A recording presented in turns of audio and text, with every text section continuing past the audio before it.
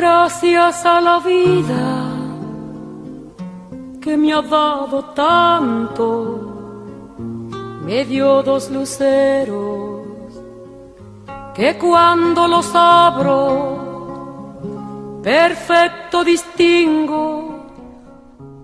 Buenas noches, esto es Poetas Argentinos, quien les habla Claudia Enchil, me acompaña María Alejandra Figueroa, Camila Zúñigo Enchil en la producción y en la operación Nicolás Campo Amor.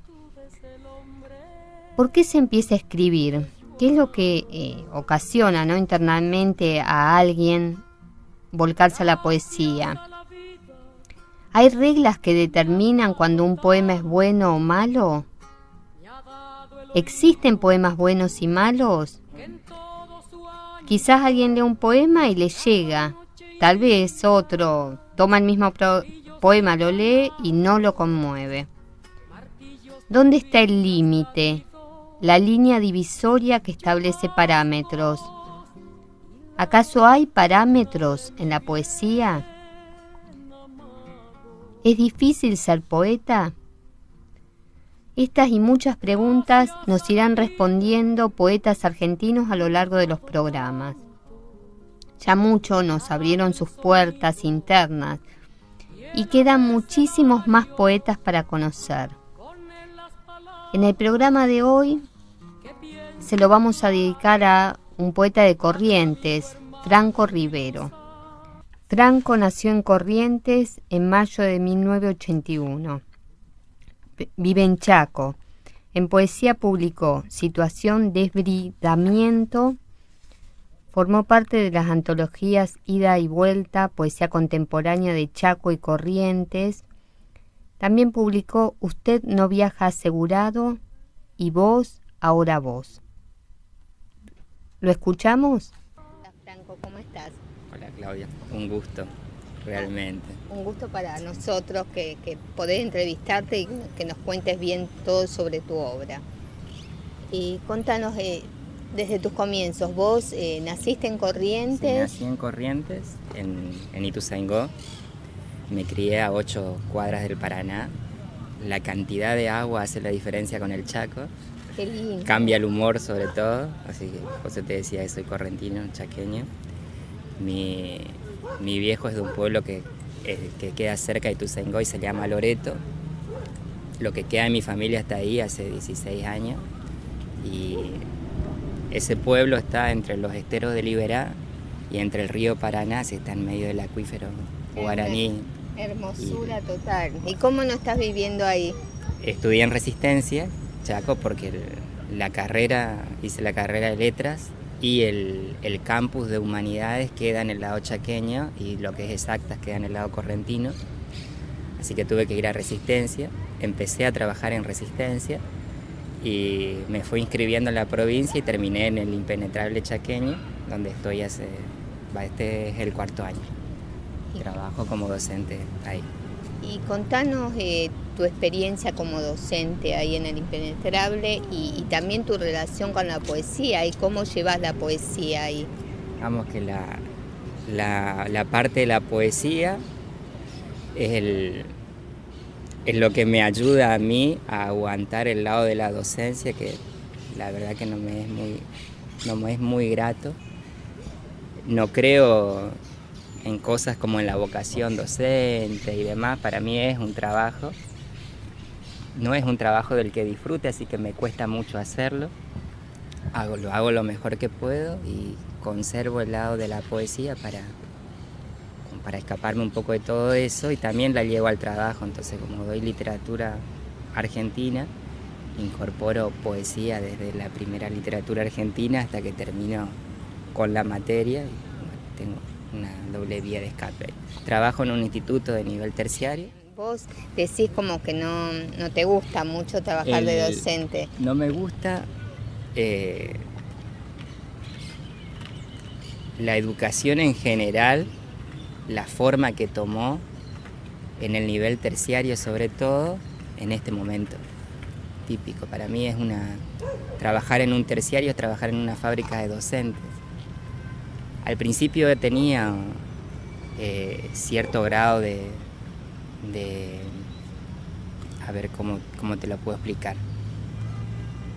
Era muy importante tener un instituto de formación docente metido en el impenetrable, formar a los primeros docentes que se reparten en el resto del departamento y pueden formar en escuelas y demás, pero en un momento el terciario empieza a tener, y pasan todo en el interior como sucursales, y tener nuevos docentes de dudosa formación en lugares donde ni siquiera van a poder trabajar porque hay más docentes que habitantes y hay más docentes que lugares y puestos posibles del trabajo. Entonces como eso uno.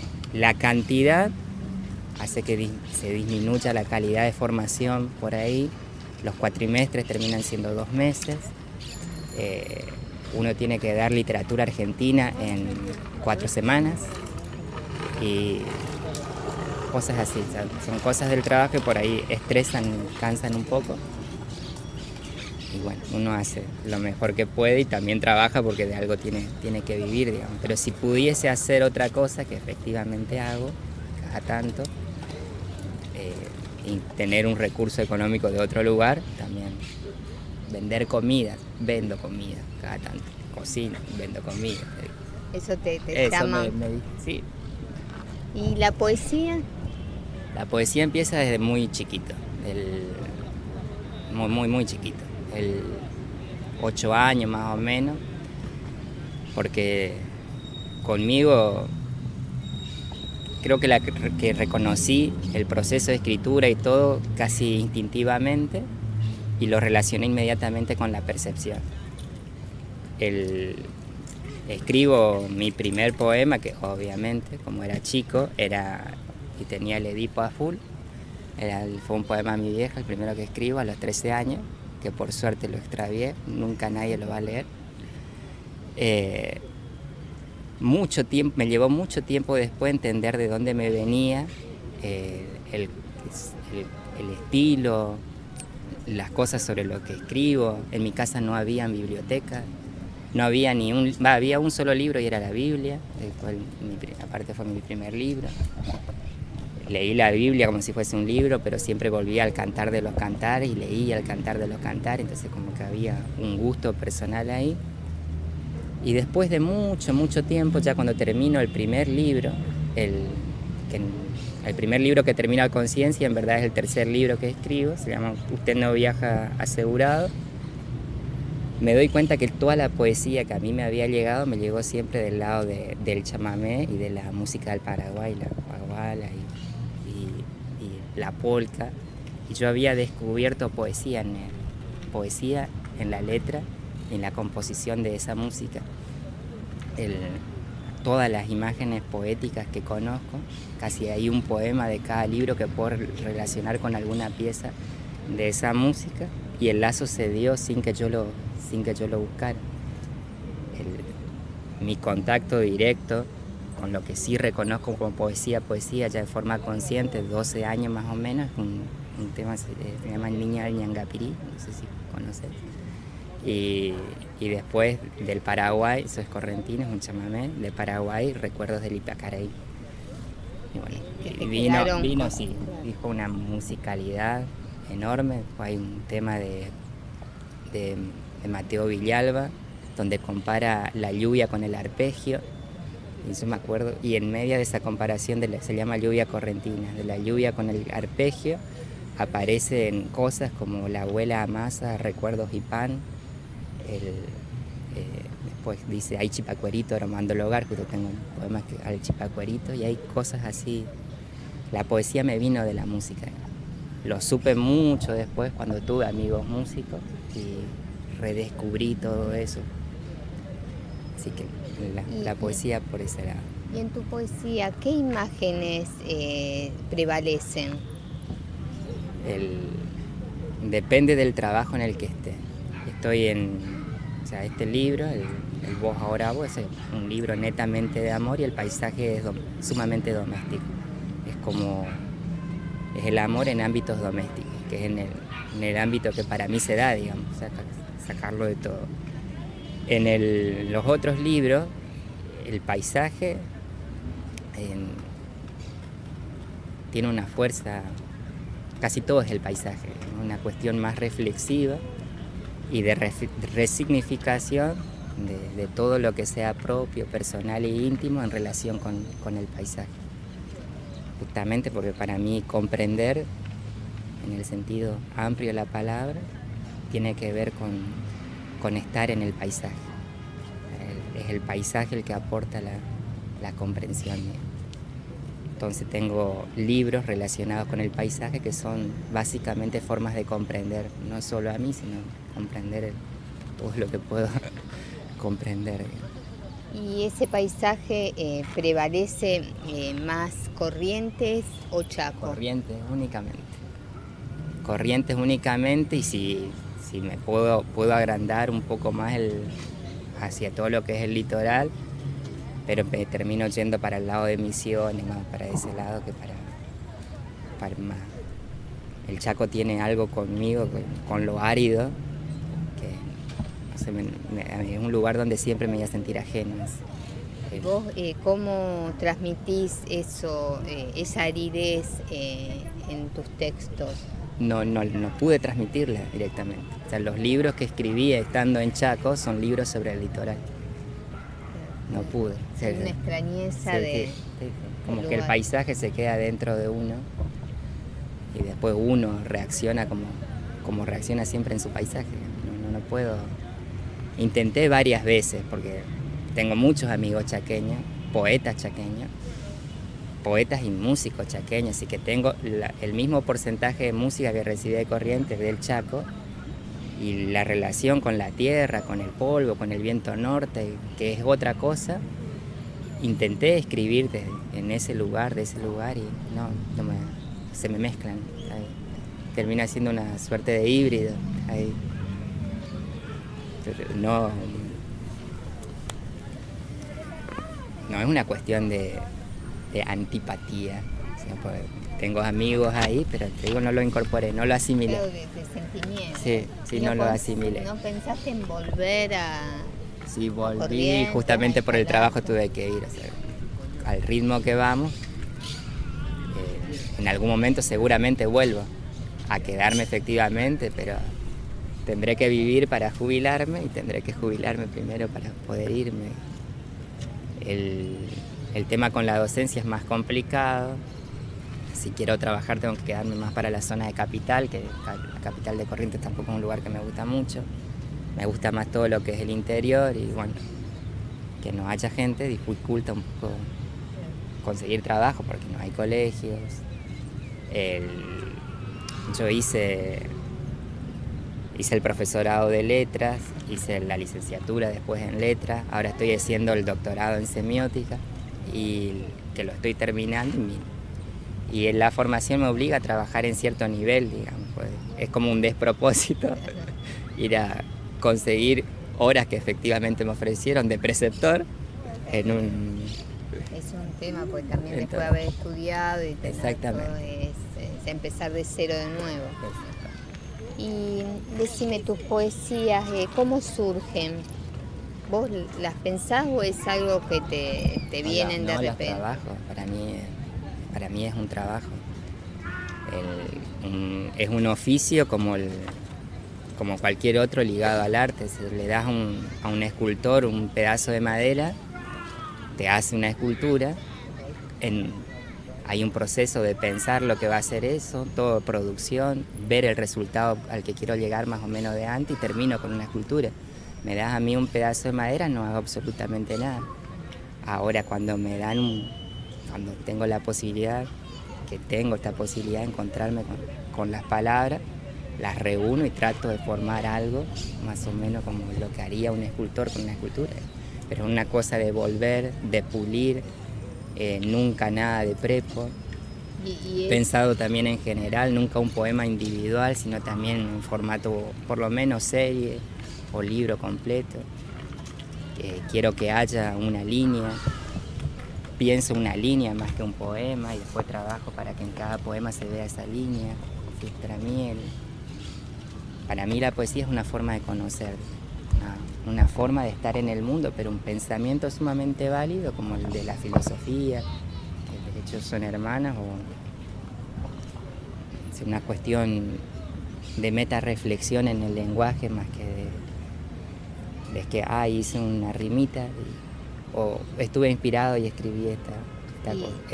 Y todo ese trabajo, ¿no? que conlleva un poema hasta que sale a la luz. Vos capaz estás mucho tiempo trabajándolo. Hay poetas, por ejemplo, que me han dicho que capaz estuvieron, no sé, años trabajando un poema. ¿Vos también? Sí, soy muy obsesivo en ese aspecto. No solo un poema solo, sino el libro completo. Los tiempos de la escritura y los tiempos de la edición, medio que no van de la mano. Tampoco conmigo fue de la mano la publicación, onda Facebook, algo de eso, porque si bien estuve escribiendo desde mucho antes, abrí Facebook para subir poemas, lo pude abrir después de que terminé la relación con mi ex, hace 3 años atrás. ¿Por qué no podía? No podía, era una suerte de cárcel amorosa, deseada, pero aceptada, pero cárcel amorosa. No te dejaban. No podía publicar un poema en Facebook. Pues bueno. Es un tema Facebook.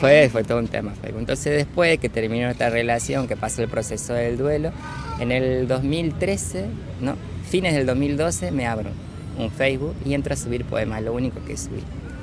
En el 2013 vengo, justamente por Facebook, vengo por primera vez a Buenos Aires porque alguien de acá me había leído, Juan Fernando García, no sé si lo ubicás, y me invitan a una mesa de lectura ahí a la explanada de la Biblioteca Nacional, la primera vez que vengo en el 2013. Bueno, y ahí como que empezó a circular desde ahí todo lo que había, todo lo que tenía publicado, pero nunca fueron poemas que lo escribía ahí, dije, qué lindo, lo publicó en Facebook, sino cosas que traje, que venía armando, después hice el blog y... ¿Cómo se llama tu blog? Usted no viaja asegurado. Recordanos bien todos los libros que publicaste, los títulos y en qué se basa cada libro. Bueno, el primero se llama Situación de Desbridamiento, es este, que está acá. Situación de Desbridamiento es del 2010. Ahí yo todavía tenía pareja, entonces como que necesitaba publicar un libro, no tiene la cantidad de corrección que tengo ahora, está todo dejado así de golpe, voy a hablar más de mi libro, tiene cosas que rescato. Es el amor. Sí, tengo cosas que rescato, pero es un embolleré, como decimos en Corrientes, es una mezcla de cosas, más o menos ordenado por subtítulo. Y por suerte se nota que era yo en algunos tramos. Lo que leas te vas a dar cuenta que estoy enojadísimo en ese libro, entonces son como únicamente vómitos y puteadas ese libro. Lo hacemos con un grupito de amigos que es de Anangarranga, Taller. El libro está cortado a mano, son fotocopias, encuadernamos nosotros y pegamos con colas. ¿Y eso siguen haciendo? Y cada tanto piden algún ejemplar y hacen, pero como hay que hacer a mano y todos trabajamos, es como que se hizo una cierta cantidad de ejemplares y cada tanto se hacen algunos, y bueno, eso. Estamos escuchando la entrevista al poeta Franco Rivero. Ahora vamos a escuchar a Tarragó Ross en el tema María va. Mira rasgado, patitas chuecas, María va, pisando apenas la arena ardiente, María va. Calcina al monte un sol de fuego, María va. Temor bombero, al mar estero, María va. Quiso la siesta ponerle un niño a su soledad, de trigo y luna y de su mano María va. Por el tabacal su paso María va.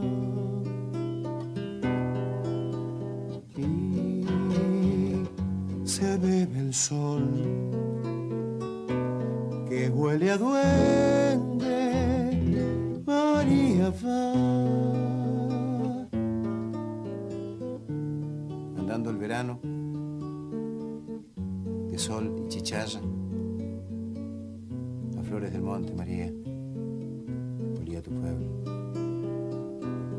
Un tren perezoso, resuello y resuello, la calle llegada, María, olía tu pueblo. La pura inocencia de niño pueblero, la calle llegada, a flores del monte, María, olía tu pueblo. Quiso la siesta ponerle un niño a su soledad, de trigo y luna, y de su mano María va. Por el tabacal, su paso María va. Y se bebe el sol que huele a duende. María va, María va, María va, María va, María va.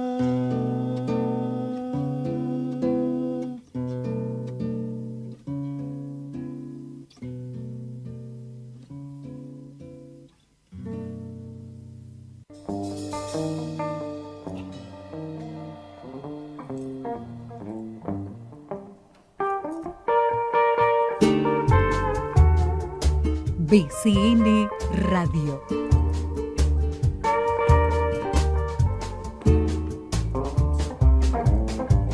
Cultura Federal.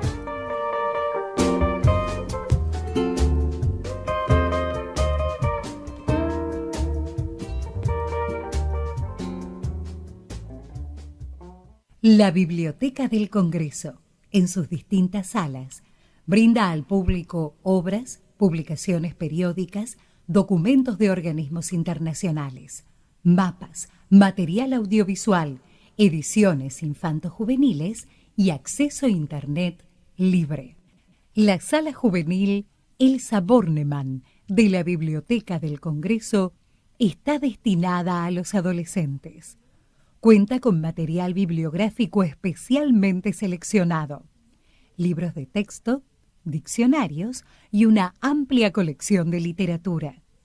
Es un espacio adecuado para la lectura y acceso a la información a través de Internet.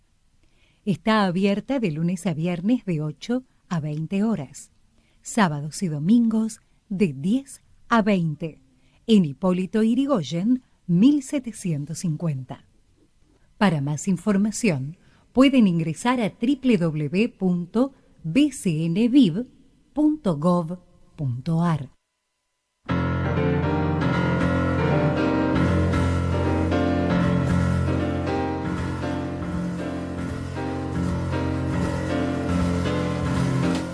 Hola, soy Andrés Monserrat. Los invito a compartir el mejor jazz de Argentina y del mundo. Jazz Record, viernes 21 horas en BCN Radio. Música para disfrutar.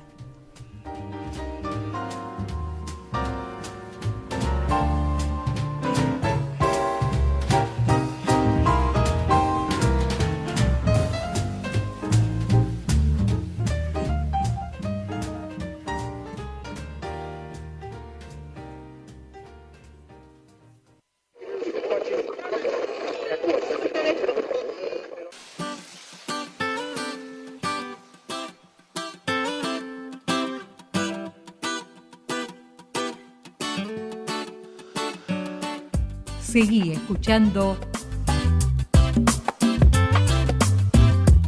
bcnradio.com.ar.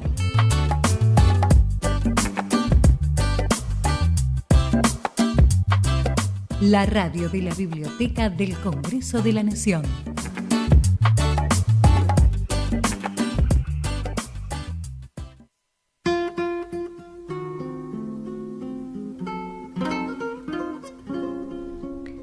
Estamos de vuelta, el programa de hoy dedicado a Corrientes, a un poeta de allá, Franco Rivero. Entre otras cosas dijo que él reúne las palabras como haría un escultor. Piensa una línea más que un poema. Y algo que me encantó, entre las cosas que dijo, que la poesía es una forma de estar en el mundo. Bueno, es su forma de estar en el mundo. Lo seguimos escuchando. Del 2010 llego hasta el 2014, que yo en verdad sigo escribiendo. En ese periodo termino 2 libros, uno que es el Vos Ahora Vos, que tenés ahí, que es empezaron a hacer los libros que tienen el estilo de los de ahora. Son todos libros donde hay una clausura, un cierre con algo. O sea, en ese libro cierro con resignificación mi relación con mi ex. Después viene Usted no viaja asegurado, que es el cierre con la infancia y es una resignificación con la infancia. Y después viene Disminuya velocidad, que es un libro que lo tengo ahora, del 2014 en adelante, que la clausura que hay ahí es con la ansiedad, justamente por eso Disminuya velocidad. De ahí trabajo 2 cosas, la ansiedad y el miedo. Y contanos sobre eso. Sobre la ansiedad y sobre Sí. el miedo. Para mí la ansiedad tiene que ver con la aceleración. Por eso vi un cartel en la ruta que decía Disminuya velocidad. Me encantó. Más adelante vi un cartel que decía Disminuya velocidad con motor. Bueno, pero ya era muy grande como me voy a poner en un título. Pero me gustó esa idea de bajar un cambio resignificado con uno propio. Para mí nada que genere cierto grado de ansiedad puede ser algo bueno, digamos, algo sano por lo menos. La forma de disminuir velocidad es concentrarse en algo del paisaje. Entonces es un libro en el que está sumamente el paisaje. Una suerte de zen gauchesco. Y si la bajada está de ritmo, viene con el paisaje. Y el otro tema, que es el miedo, Un tema, ¿no? que es el miedo, en verdad viene siendo trabajado en todos los libros, pero ahí como que intento un cierto grado de cura. ¿De cura del miedo? De cura del miedo. ¿Y cómo se logra? Pasame la data. Para mí tiene un aspecto positivo, que es el que nos vuelve singulares. No todos le tenemos miedo a lo mismo, no todos nos genera miedo lo mismo, y eso tiene de un grado positivo porque me individualiza, y también un grado positivo para romper el mito con la valentía. Para mí no hay personas valientes, digamos. Le tendrá miedo a otra cosa. O sea, todos somos valientes a lo que no le tenemos miedo. Eso uno. La otra, que para mí el miedo es una palabra mal ubicada, una palabra fuera de lugar. A los seres humanos nos suceden cosas y nos suceden palabras. Hay que distinguir bien cuando me está sucediendo una cosa efectiva, real, un golpe, un trauma real, algo violento sobre uno real, físico, y cuando me está sucediendo algo que es únicamente discurso, únicamente palabra. El tema es que confundimos palabras y cosas como si fuesen lo mismo, y como que nos sucede algo físico en ambos casos. Si uno identifica dónde está el miedo, siempre va a identificar un lugar de palabras únicamente. Las cambio de lugar, las resignifico y como que puedo quedar más o menos aliviado en eso. Y la palabra... No sé si se entiende. Sí, no, perfecto. ¿Y la palabra qué rol ocupa en tu vida, no? Bueno, vos escribís, pero la palabra en sí. Para mí la palabra es lo mejor que tenemos. Sirve para exorcizar. Nunca estoy como en contra de esa corriente de que el lenguaje es una cárcel, que el lenguaje siempre es insuficiente, que nunca alcanzo a decir lo que tengo ganas de decir, lo no dicho, lo inefable, que siempre lo que me pasa es como tan extraordinario que no lo... En todo sentido, extraordinario de trágico, extraordinario de bello, que no lo puedo pasar al lenguaje. Para mí es absolutamente al revés. Las palabras nos superan ampliamente, digamos. Y justamente por eso trabajo solamente con palabras, que yo no necesito ir a buscar a un diccionario para entender el poema, y con un grado de metarreflexión que no es tan sencillo. Una experiencia con el lenguaje siempre de ámbito doméstico, y hasta en el ámbito doméstico las palabras como que nos desbordan. Siempre pueden decir más de nosotros de lo que nosotros podemos llegar a decir. ¿Y qué pasa cuando de repente, por ejemplo, tomando la música y la palabra, ¿no?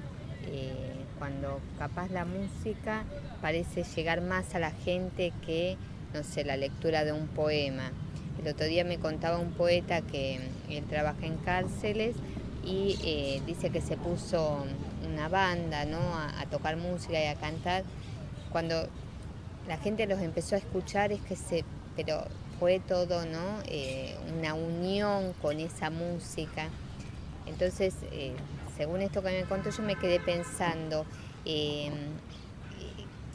¿cómo puede ser que la música, ¿no?, llegue como a lo más profundo, y a veces la palabra, en este caso a través de la poesía, cuesta más llegar al común de la gente?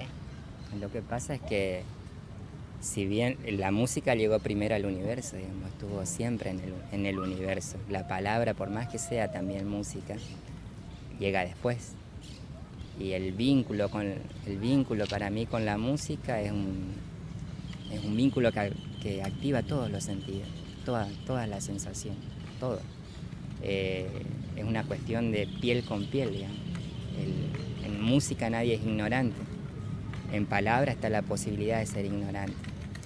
En la música no se escolariza, no se pierde ese grado de disfrute, por más que yo conozco gente totalmente analfabeta que disfruta de las mismas canciones que yo disfruto, del mismo ritmo, y siente exactamente las mismas cosas que yo siento. Vos lo ponés a que se exprese en un lenguaje, o lo ponés, en ese caso la imposibilidad para mí tiene que ver. Uno llega después al mundo, y otra cosa pasa por la escuela.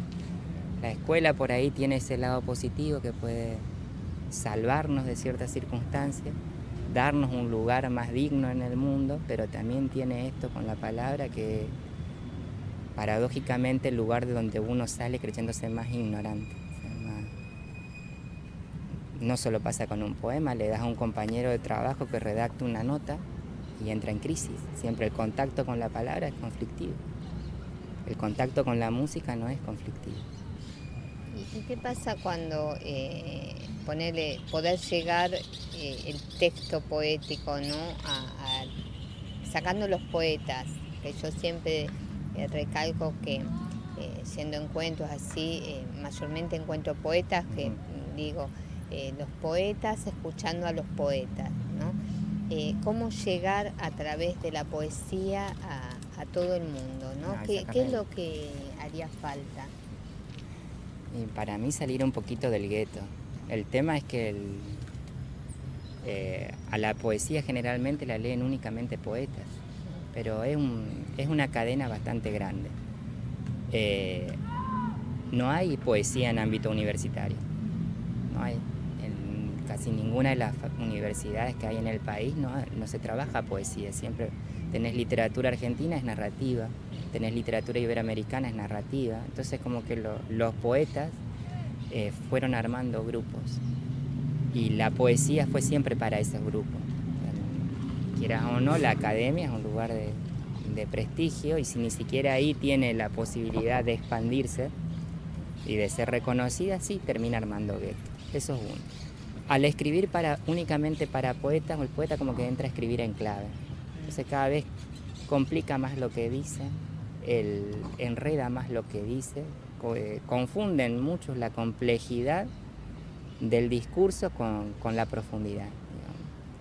Entonces son dos cosas. Una, que a la poesía le llegue la sencillez, que trabaje con la sencillez, y que los ámbitos en los que se presente, está muy bueno esto, también sean más sencillos. Yo tuve una linda experiencia en Castelli, en el lugar donde trabajo, y es de armar una especie de taller, para ponerle un nombre, donde iba gente común y leíamos poesía, y Y hay algo en la lectura de la poesía que se juega mucho. Si alguien lee un poema de forma tal que al otro le llegue, no se separa nunca de la poesía. El efecto es exactamente el mismo que si me rompieron el corazón y encontré un poema. O me rompieron el corazón y encontré una música, un tema, X. No me lo saca nadie nunca. Es que te llegue, ¿no? La Sí. clave. Entonces, pero para llegar yo no voy a ponerme a leer infame turba de nocturnas aves. Nadie va a querer la poesía con eso. Ya tengo que leer algo en lo que el otro se siente identificado. Y para escribir algo donde el otro tenga un lugar, también mi escritura tiene que contemplar el espacio del otro. Por ahí es como mucha poesía hacia adentro y en verdad tiene que haber poesía hacia afuera también. Somos muy egoístas los poetas. Vos sabés que Ernesto Cardenal el año pasado, ¿no? En una de las notas en un diario salió diciendo que los poetas eran en sí los culpables de que la gente no se acercara a la poesía porque escribían como para ellos mismos. Es así, ¿no?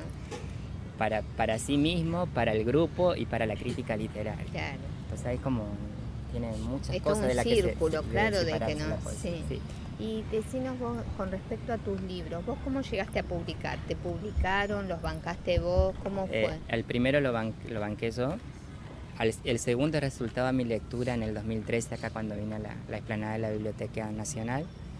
Leía un chico que era de San Luis, pero vivía acá, de Villa Mercedes, San Luis. La mamá lo vino a ver, el chico se llama Franco Garchulo. La mamá es Nancy Toselli, lo vino a ver. Inmediatamente después de la mesa, Nancy se acerca a saludarme. Pasaron horas y yo había hablado con varias gente de San Luis gracias a ellos. Y entre eso me invitaron a ir a leer a Villa Mercedes, a San Luis, y aparte me dijeron que me querían publicar un libro. ¿Nos lees unos poemas? Bueno, te voy a leer uno de Usted no viaja asegurado y uno de Disminuya velocidad. Bueno. Olfato y gusto. En el campo, una mañana, el olfato me despertó. La tía María tenía una bandeja llena de chipacuerito sobre la mesa y en unos jarros de loza había puesto azúcar con canela. Junto al fuego, ella era un mito. Cortaba la masa en bollos chicos, los estiraba con ambas manos, formaba una torta redonda, pareja, y en el medio le hacía un pocito por donde saliera el aceite. Una alquimia dorada, musical, le advertía el color justo por el sonido ya calmo del aceite hirviendo. La hacía gotear, la retiraba. Lavate la cara, chanco, me dijo, acá hay agua, está tibia. Olor a humo tenía el agua, olor a humo. Feliz estaba yo, despierto. En el corral acarició el lomo de una vaca. Dame tu jarro, dijo, se agachó y ordeñó dentro de él. Un chorro blanco, fuerte, con sonido a sifón, salía de la teta, me hacía reír. Tomá, hijo, desayuná. A mí no me gustaba la leche de vaca. Mordí un chipacuerito haciendo tiempo y coraje. Es que mamá la hacía hervir, que largara la gordura, la juntaba con una cuchara, se la comía y quería que comiéramos nosotros. Pero probé y fue una magia. Quería más, quería más.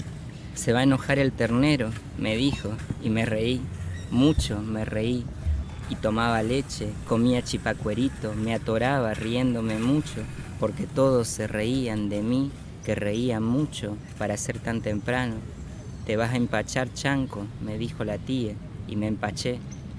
Olí un hogar, lo probé, era de humo, de leche, de chipacuerito, de canela, con azúcar.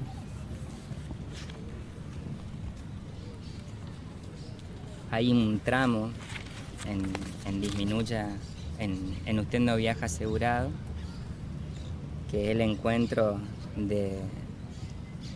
del niño con los sentidos. La armonía es escuchar que un grillo no se superpone a un sapo ni a una rana, y uno entiende sin dificultad, sapo, rana, grillo. Yo, que no tengo armonía, algo que hago siempre es acostarme de noche, boca arriba en la ruta. Casi nadie pasa aquí, pero no hay silencio y sobra Vía Láctea acostado así. Entonces mi corazón late pequeño entre todo y soy un anfibio, un insecto más que entona por instinto. Mi soledad me vuelve afín, me pone en la misma dirección que el campo, pulso del mundo, suena tan bien, lato tan bien de anfibio o de insecto en el mundo. Hermoso realmente, me encantaron. Y llega mucho. Qué linda charla con Franco Rivero, tiene muchísimo para decir. Vamos a seguir escuchando esta entrevista y ahora vamos a un tema musical de Teresa Parodi, Pedro Canoero.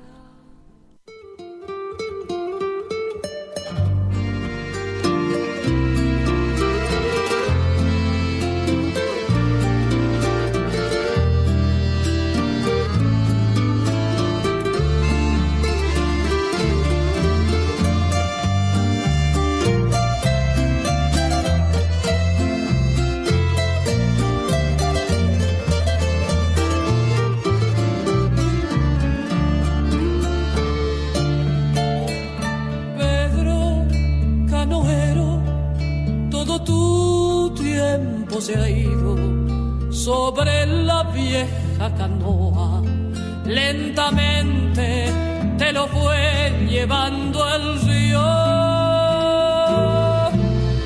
Pedro Canoero, ya no has vuelto por la costa, te quedaste en la canoa como un duende sin edad y sin memoria.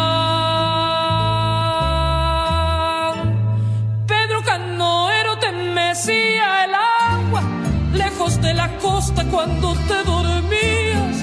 Pedro Canoero, corazón de arcilla, sobre la canoa se te fue la vida. Pedro Canoero, te mecía el agua lejos de la costa cuando te dormías. Pedro Canoero, corazón de arcilla, sobre la canoa se te fue la vida.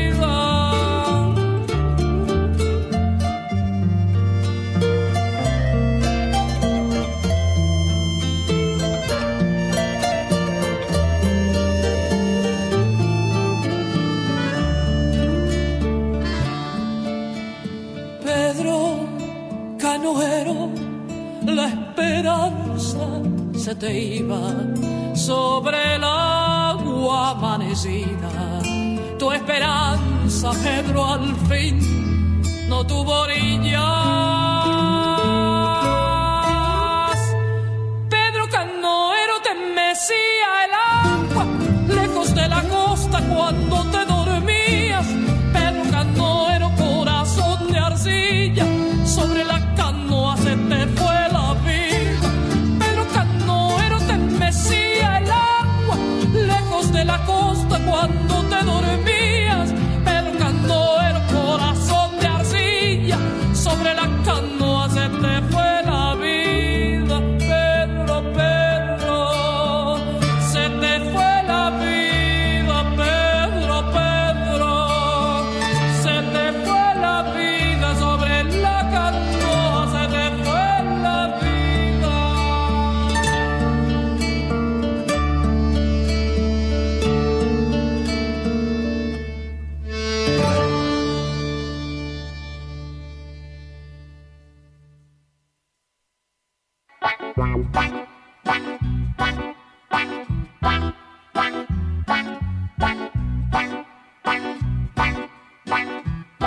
BCN Radio, Radio.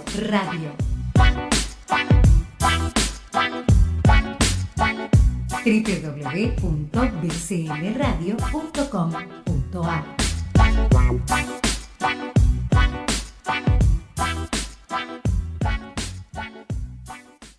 La Biblioteca del Congreso, en sus distintas salas, brinda al público obras, publicaciones periódicas, documentos de organismos internacionales, mapas, material audiovisual, ediciones infanto-juveniles y acceso a Internet libre. La Biblioteca del Congreso cuenta con servicios de fotocopia y escaneo, facilitando la fotoduplicación parcial de su material en el marco del convenio firmado con el Centro de Administración de Derechos Reprográficos, que garantiza la protección de los derechos emergentes de la propiedad intelectual. Para más información, pueden ingresar a www.bcnviv.gov.ar. BCN Radio presenta Labor Parlamentaria, un espacio para conocer de boca de nuestros propios legisladores la tarea que realizan en el Congreso de la Nación. Una entrevista abierta, distendida, para saber quiénes son las personas que ocupan las bancas del Poder Legislativo, de dónde vienen, su vida política y el trabajo en comisiones. Labor Parlamentaria, con la conducción de Sebastián Calderón, todos los jueves a las 13 horas por BCN Radio, la emisora de la Biblioteca del Congreso de la Nación.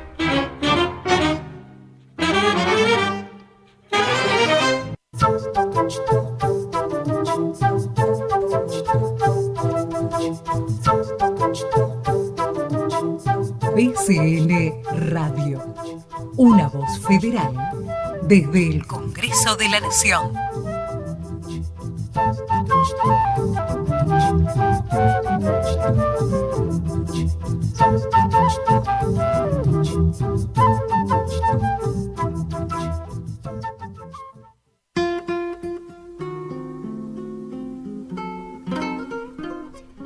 La palabra es lo mejor que tenemos.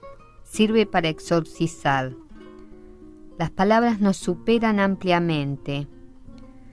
Los poetas fueron armando grupos. Al escribir para poetas, el poeta empieza a escribir en clave. Esas son algunas de las cosas que nos dijo Franco Rivero. Ahora lo seguimos escuchando, este poeta de Corrientes. Háblanos de la soledad y el poeta. Esa pregunta es para cuestiones personales. Voy a tener que hablar con mi asesor de imagen antes de responder. No me disgusta. La soledad es algo que no me disgusta.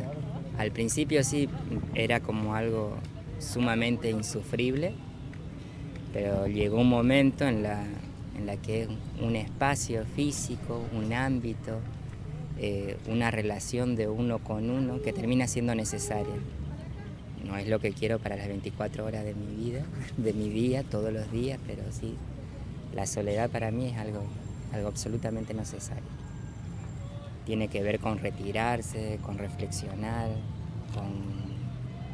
con sincerarse. Para mí la soledad es el lugar donde uno se vuelve honesto. No tenés con qué excusarte porque estás solo con vos, digamos. Entonces, la honestidad es como...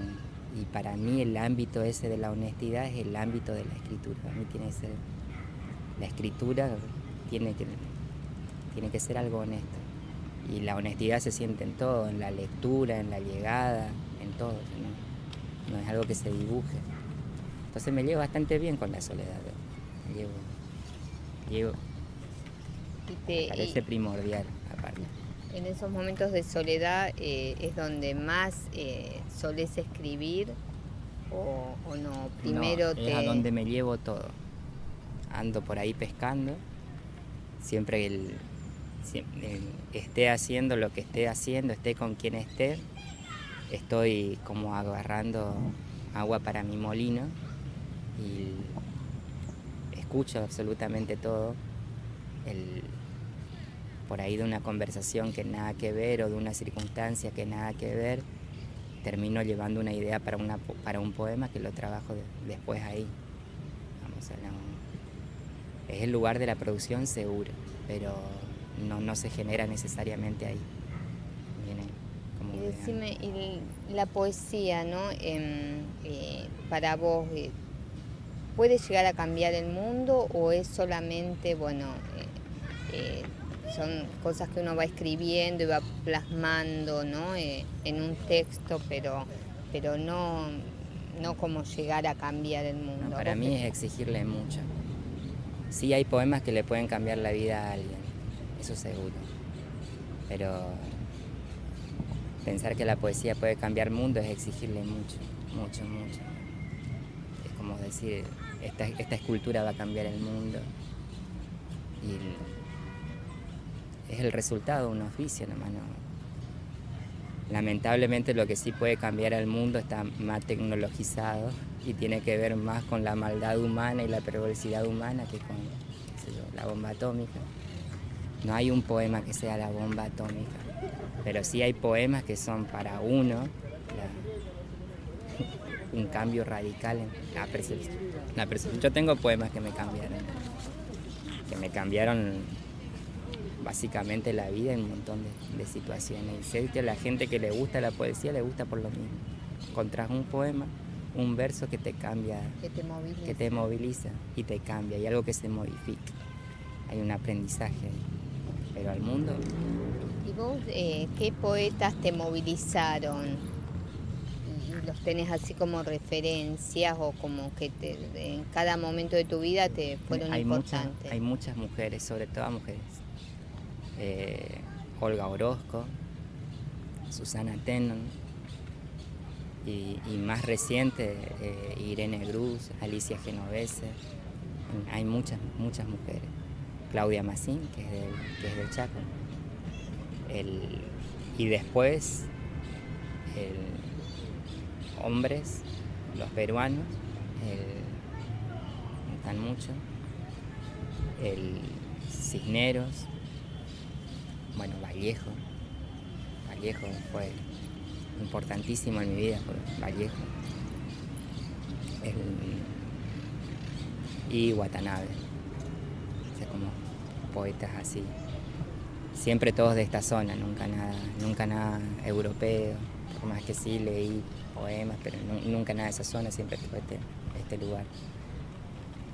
¿Y vos qué le dirías a alguien que se está iniciando en la poesía? ¿Vos le darías consejos o dejarías que sea libre y que se vaya formando como surja en cada uno? No, yo no me banco las ganas de dar consejos.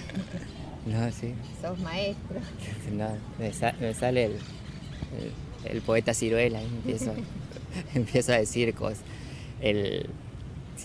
Hay dos cosas que digo. Una, los talleres literarios son mucha exposición.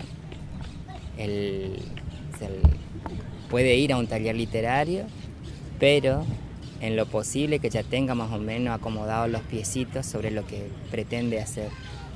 Para mí que lo que uno quiere hacer con la poesía lo descubre uno solo, y el trabajo con la palabra y con uno. Va a un taller después para pulir el trabajo propio, pero nunca olvidando el eje ese que se tejió solito. Hay un problema cuando me voy a un taller literario totalmente en la nada. Me voy porque escribí 2 o 3 poemas y bueno, quiero más o menos una guía, ¿sabes? Es muy arriesgado, es mucha exposición. Y mostrar un poema es como sacarse la ropa, o sea, uno tiene que elegir quién quiere que lo vea desnudo, o tiene que optar por lo menos a quién aguanta mostrarse desnudo o desnudo. Eso es uno. La otra, nunca conformarse con lo que se escribe de prepo. Siempre trabajar mucho. Para mí pulir el verso, pulir el poema, pulir el libro, para mí eso es lo que define la diferencia entre un poeta y otro. Y vos recién dijiste que, bueno, es como mostrar un verso, es como mostrarse desnudo, ¿no? Te mostrás totalmente al aire libre.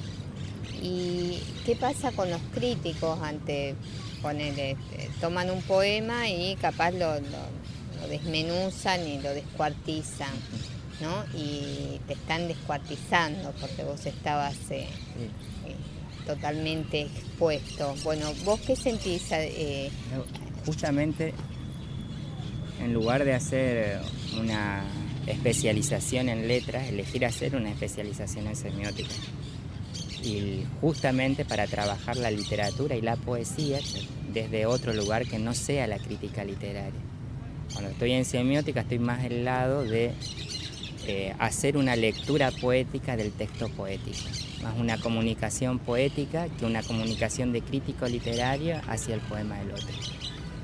Me pasan dos cosas. Una, el crítico es el que menos te desnuda, o sea, te puede manosear un texto de la forma que quiere, pero son muy pocos críticos los que llegan a la médula, o sea, lo que dicen, bueno, acá hay tal cosa.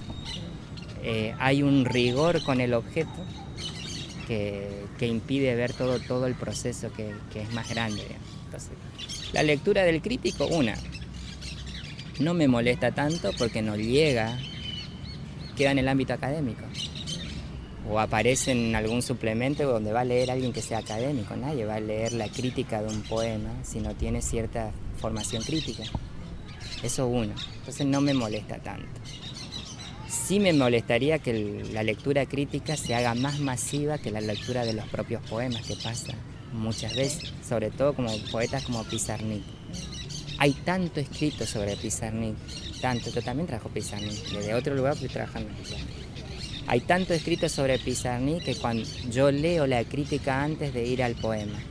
Y cuando voy al poema me encuentro cualquier cosa de la crítica y nada que tenga que ver con el poema en sí. Y el poema es una experiencia personal.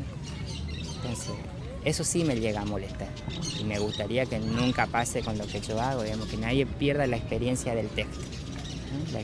La experiencia del poema. Eso, entonces creo más en la posibilidad de que circulen reseñas. ¿Ves cómo circulan ahora? Circulan muchas reseñas, donde un poeta habla de otro poeta, pero con una impresión que es directamente una experiencia personal con el texto. Eso, para mí, es por el lado que se tiene que ir. Sinceramente, es ese lugar. Bueno, Franco, muchísimas gracias por esta entrevista.